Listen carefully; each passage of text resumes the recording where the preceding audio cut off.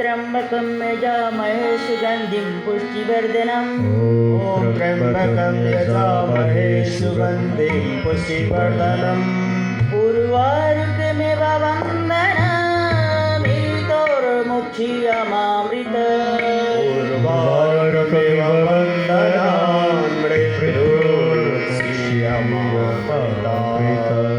ॐ नमः शिवाय।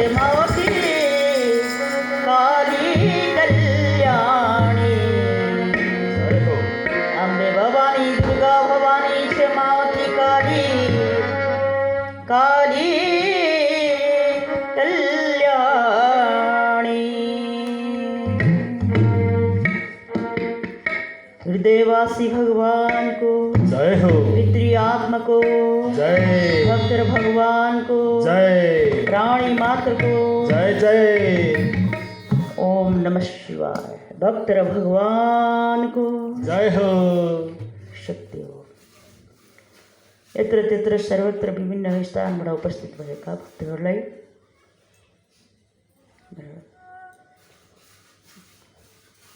आशीर्वाद शक्ति ओम को पुष्प हामीहरूलाई वर्षाउँदैछु र यहाँ बिहानैदेखिबाट होम आदि यज्ञहरू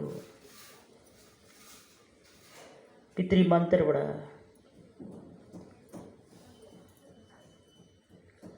कुमारहरूबाट होमन आदि यज्ञहरू सम्पन्न भएको छ।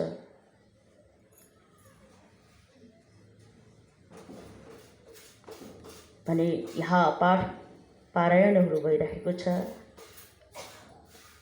भर्खरै मात्रै धर्माचार्यद्वारा हामीहरूले अमृतमय बाणीहरू श्रवण गऱ्यौँ।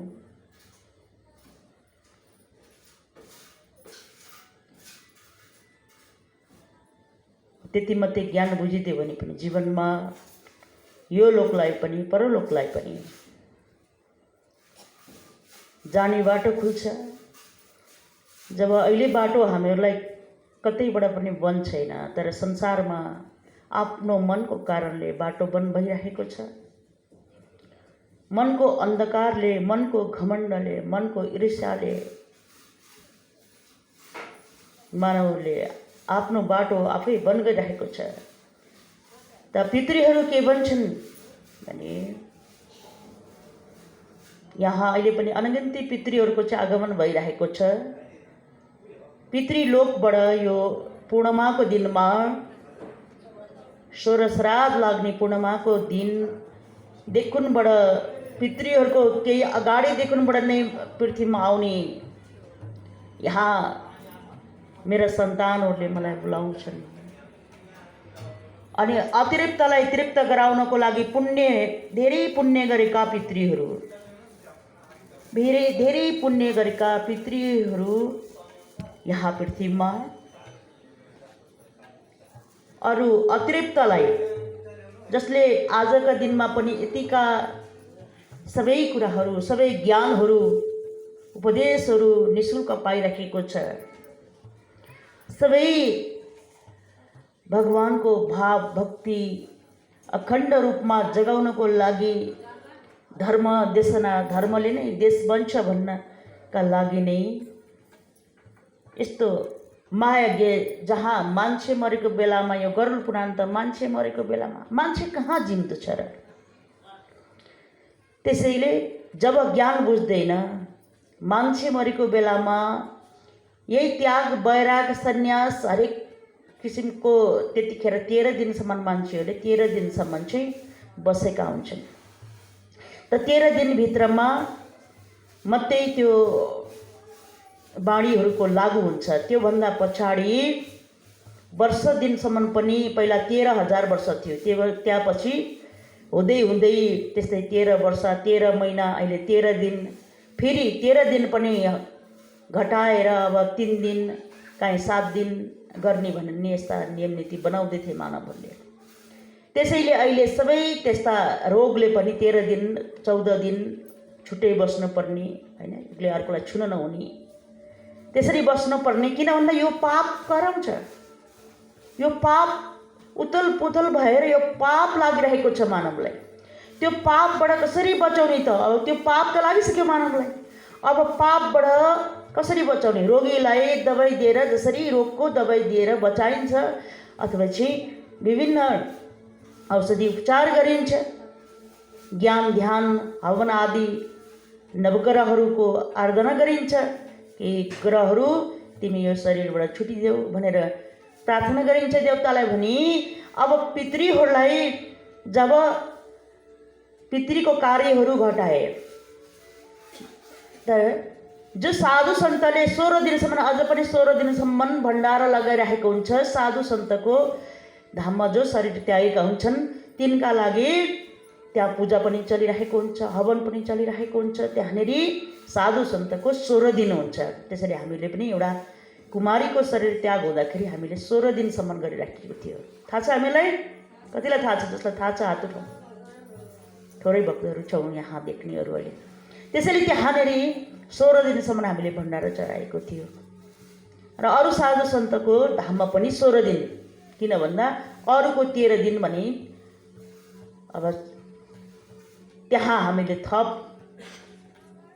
14-15 3 दिन बढाइएर साधु सन्तहरूको 16 दिनसम्म भण्डारा लागेको हुन्छ, सधैँ लागेको हुन्छ। विशेष भण्डारा चाहिँ पुण्य आत्मा शरीर त्यागेर जाने बेलाका जुन चाहिँ राम्रो कर्म गरेकाहरूको त्यागको कदर गरेर उनीहरूको उनीहरूबाट आशीर्वाद पाइन्छ भनेर गरिएको हुन्छ। भने अहिले 13 दिन घटाएर यसरी अहिले मानवले यही भोगत्व परिरहेको छ र राष्ट्रलाई नै अहिले पितृश्राप लागेको छ। राष्ट्रलाई मात्रै नभएर विश्व जगतलाई, विश्वलाई नै लागेको छ। बुझ्नु त? यो श्राप विश्व जगतलाई लागेको छ। अब यो श्राप लागेको छ। अब त्यसलाई श्राप मोचन त कसरी गर्ने?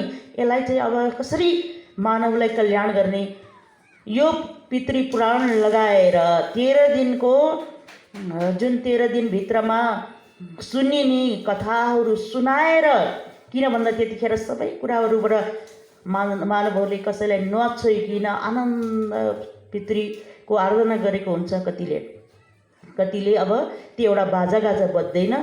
अब त्यहाँ अब कतिपयको घरमा चाहिँ कतिपय ठाउँमा मांस मदिरा हुँदैन, तर त्यहाँ खाएको खाइ हुन्छ। मान्छेहरू दर्शन गर्न त्यहाँनिर भेटघाट गर्न गई हुन्छ।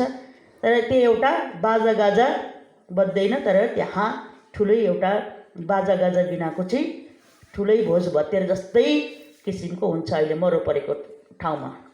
त्यसैले जुन आज त्यो आत्मालाई तृप्त हुने खानेकुरा कसैले खुवाएको हुँदैन, जसले हवनको माध्यमबाट अग्निको माध्यमबाट भगवान शिवलाई चाहिँ निम्ता नगर्दाखेरि, भगवानको भाग नछुटाउँदाखेरि, भोलेनाथको भाग, देवादिदेव महादेवको भाग नछुट्याउँदाखेरि यत्रो ठुलो विघ्न बाधा सती माताले नै आफ्नो जीवनलाई चरु बनाउनु परेको थियो। त्यसैले अहिले मानवले यत्रा धर्म छाडाहरूको बल बढिरहेको छ। मानवहरूलाई मैले बारम्बार तिमीहरूले वरदान माग, भगवानसँग वरदान माग। तिमीहरू जीवनमा पितृको आशीर्वाद लिन सकेनौ भने देवताले दिने, पितृले हर्ने भन्ने सबैलाई थाहा छ। भोलि पनि अलपत्र पढेर कुनै पनि पितृ श्राप परेका छन् मानवहरूलाई हामीले माता पिता सासू ससुराको कुनै नियम नीति कतिले मानेका छैनौँ। कतिले अति नै दुःख झेलेर सम्मान गर्ने, त्यत्रो पितृहरूलाई सम्मान गर्ने, सशरीर हुँदा सम्मान गर्ने थियो। सशरीर हुँदाखेरि सम्मान नगर्ने, मरेपछि घ्योवा गर्ने, पिण्ड दिने अथवा चाहिँ विभिन्न किसिमको आफ्नै किसिमको संस्कार गरिरहेको हुन्छ। तर हामीले भने जे सत्ययुगमा जे थियो त्यही नियम नीति सिकाइरहेको छु। त्यो नियम नीति अग्निको माध्यमबाट जे थियो पहिला त्यही नै सिकाइरहेको छ। तर यही समयमा यत्रो रोग लागिरहेको छ। यो समयमा समय दान देऊ, जतिजना शरीर नत्यागिकन हामीहरू जिम्दा लास जस्तै गरेर ओछ्यानमा सुतेर बस्ने, गफलाएर बस्ने संसारमा यही चाहिँ समय नजिकै टाढा हुनेले पनि आफ्नो यो बाणी सुनेर केही परिवर्तन आओस् देश विदेशमा हुनेले। तर यहाँ जुन मानवहरू आफ्नो घर दैलामा यो एउटा सिङ्गो पृथ्वी नै हाम्रो आँगन हो। यो सिङ्गो पृथ्वीबाट त हामीहरू मान्छे 5-7 घन्टाको बाटो आएर पनि बाणीहरू सुनेर, जसले एउटा कतिपय जात्रा लाग्दाखेरि मान्छे 8 घन्टा 10 घन्टा 12 घन्टा 4 दिन 5 दिनको तीर्थ जान्छन् भने यो तीर्थ, यो पितृ तीर्थ आज पितृहरूलाई यत्रो क्षमा माग्नुपर्ने छ। किन भन्दा पितृदेवताले मैले जति पनि तिमीहरूलाई मैले क्षमा दिएको छु, तर पितृलाई खुसी पारेनौ। यदि पितृलाई खुसी पारेनौ भने म तिमीहरूलाई कहिले पनि क्षमा दिन सक्दिनँ। पितृहरूले मेरा बाटो छेकिदिन्छन्। हाम्रो घरमा कुकुर पालेको छ भने कुकुरले पहिला बाटो छेकिदिएपछि त्यहाँ देवताको आगमन अथवा मान्छेको आगमन कसरी हुन्छ? त्यस्तै हामीहरूले शरीर छाडेको आत्माहरूलाई यो ठाउँमा पालिएको छ, राखेको छ, तर मानवको भाव भक्ति श्रद्धा पितृ श्राद्धमा चाहिँ यो मन लागेन भने भगवानहरूले भगवानलाई मात्रै मान्दछु, भगवानलाई मात्रै जान्दछु भनेर मानवको कल्याण हुँदैन। जब पितृहरूलाई प्रसन्न बनाउन सकेन, पितृले देवताले दिने पितृले हर्ने, यो सबै कतिको मुखबाट यही हामीले सुनेका छौँ। देवताले दिन्छन्, पितृले हर्छन्। जब देवताले दिएको पनि पितृले हर्ने भएको कारणले देवता देखाएर देवताकै माध्यमबाट फेरि पितृहरूलाई नमानिकन हुन्न है। त्यसैले पितृ मन्दिर, पितृधाम, विश्व कल्याण पितामह धाम, पितृधाममा यहाँ पहिला पनि सत्ययुगमा पितृहरूको बसोबास थियो र आज पनि हामीहरूले त्यो धाम पूर्ण गरौँ भन्दा मानवहरूले आजसम्म पनि त्यो मानस पटलमा दिमागमा त्यो वचन धारण भएको छैन। शिलाले सुनाएन, प्रकृतिले बोलेको सुनेन, आकाशवाणीले भनिरहेको छ सुनेन, शिलामूर्तिले भनिरहेको छ सुनेन, तर कल्याणीले भनेको त सुनेका छौँ, सुन्यौँ। त्यसैले सुनाइराखेको छ। त्यसैले जब मानव सुनेर बाणी व्यवहारमा उतार्यो भने तिमी सुन भन्छौ, सुन जस्तो भन्छौ। सुनलाई किन भन्दा फलम बन्यो भने अघि हामीले सुन्यौँ नि गुरुजीको मुखबाट, फलम चाहिँ खिएर जान्छ। हिरा र सुन त कहिले खिँदैन, बुझेनौ त? हिरा र सुन त जति 1000 वर्ष हिलोमा राखे पनि सुन सुनै हुन्छ, खियाले खाँदैन। तर फलम तिमी हिलोमा राख अथवा कुनै ठाउँमा राख, त बिस्तारै बिस्तारै खिएरै जान्छ। त्यसैले प्रेत पिशाचले हामीहरूलाई खिया लगाउँछ। खिया दिनदिनै हामीहरू कति मलाई सोध्छौँ, कतिपय भक्तहरू मलाई यस्तो भयो, मलाई त्यस्तो भयो, मलाई दुःख पर्यो। हामीले कसरी मानिराखेका छौँ र हामीहरूलाई दुःख नपर्नु, हामीले पितृहरूलाई कसरी मानेका छौँ? पितृ आत्मा भनेको एउटै रूप छ। आगोको रूप कस्तो छ? एउटै रूप छ आगो। त्यहाँ हेर्दा निलो पनि देखिन्छ, अनि एउटै हेऱ्यो भने एक किसिमको देखिन्छ, कालो पनि देखिन्छ, निलो पनि देखिन्छ, हरियो पनि देखिन्छ, पहेँलो पनि देखिन्छ, हैन? त्यसैले यो पितृको रूप कस्तो कस्तो रूप छ कसैले देखिरहेको छैन। जलको पनि कति थरीको रूप हुन्छ। हामीहरू जल कस्तो लाग्छ? जल काहीँ हरियो देख्छौँ, काहीँ सेतो, त्यहाँ पनि हजारौँ किसिमको रङ हुन्छ। त पितृको रङ कस्तो छ थाहा छैन, किन भन्दा शरीरबाट छुटेको त्यो आत्मालाई कसैले देख्दैन।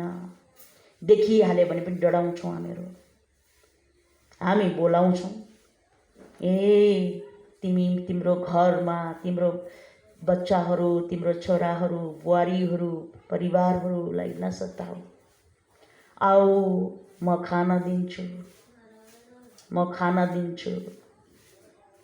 म आफूले गृहस्थी धर्ममा बस्दाखेरि मेरा सुन चाँदीहरू एक किलो जति नै सक्यो होला मैले हवन गराएर के, बुझेनौ त? त्यहाँ सुन चाँदी लग्यो, बेच्यो अनि हवन गरायो। त्यही कारणले आजसम्म पनि यो धरती बचिरहेको छ। यो आकाश पनि मरिसक्यो यतिखेर त, आकाश पनि किन भन्दा आकाशको पनि आयु छ, धरतीको पनि आयु छ, सूर्य चन्द्रको सबैको आयु छ। आयु सिद्धिसक्यो।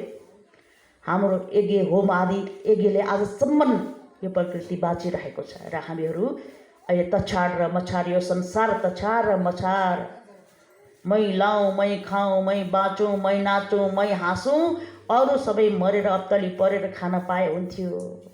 फलानाको एक कोदालो बारीको पाटोको एक कोदालो अलिकति बढाउन पाए हुन्थ्यो, एउटा रुख काट्न पाए हुन्थ्यो, अथवा चोरी गर्न पाए हुन्थ्यो, हत्या गर्न पाए हुन्थ्यो। जसरी हुन्छ आफूलाई शान्ति हुने काम, आफूलाई जसरी शान्ति हुन्छ त्यसरी नै मान्छे गर्दैछ।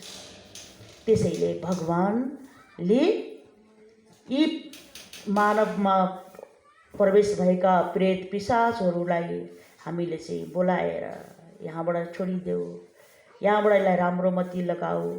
राम्रो मती दिने भगवान हो, नराम्रो मती दिने प्रेत हो, पिशाच हो, डाइनी हो, बोक्सी हो भन्छौँ नि हामीहरू।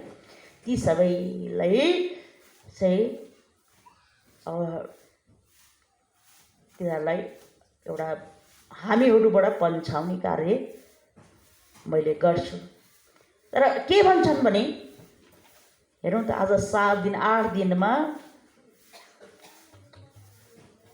यो हवनको भाग दिने त्यति मात्रै पनि दिनमा 2-4 कुइन्टल हवन गर्नुपर्ने। मान्छेले यति लगेर फाल्ने तिल मात्रै ती मान्छेले एक मुठी मात्रै जम्मा गर्ने हो भने यहाँ दिनमा 10 मुरीको हवन गर्न पुग्छ। तर मान्छेले त्यतिकै छडेको छ, त्यतिकै छडेको छ, फालेको छ। चामल भने त्यतिकै फालेको छ।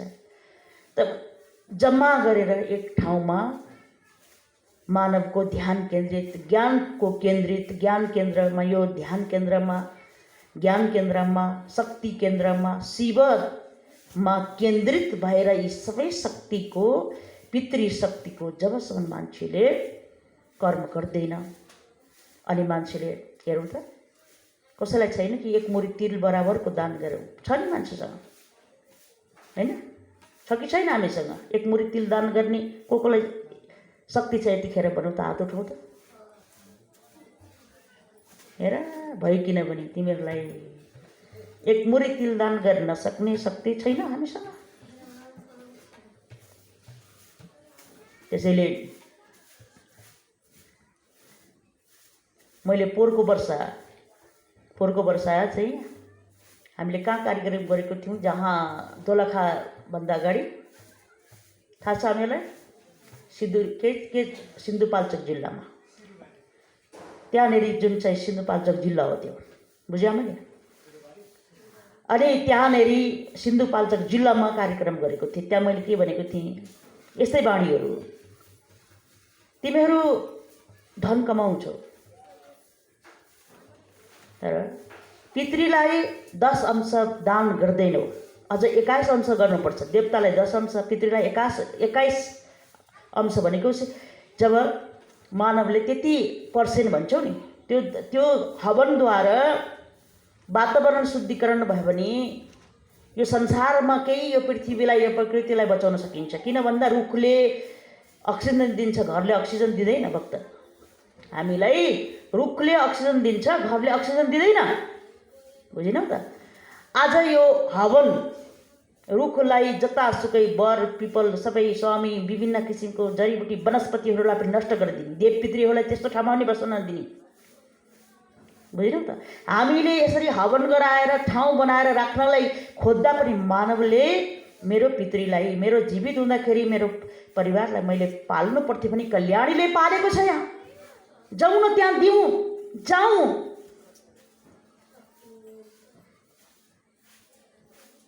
मानवको त्यो मानसपटलमा, त्यो दिमागमा यो खुल्दैन। अनि त्यो ठाउँमा जब करोडौँको त्यहाँनिर करोडौँ अर्बौँको धनजनको हानि भयो। हेरौँ त, कहिले दिउँसै पहिरो जाने, कहिले राति पहिरो जाने, कहिले रातिको 2:30 बजे पहिरो गयो, कहिले चाहिँ दिउँसोको 2 बजे पहिरो गयो। हेरौँ त, त्यस्तो ठाउँ। सिन्धुपाल्चोक, तँलाई म पाल्छु, तँलाई म मैले यो रूप लिएर बसेको छु सिन्धुपाल्चोक। सिन्धु ओमकार परिवार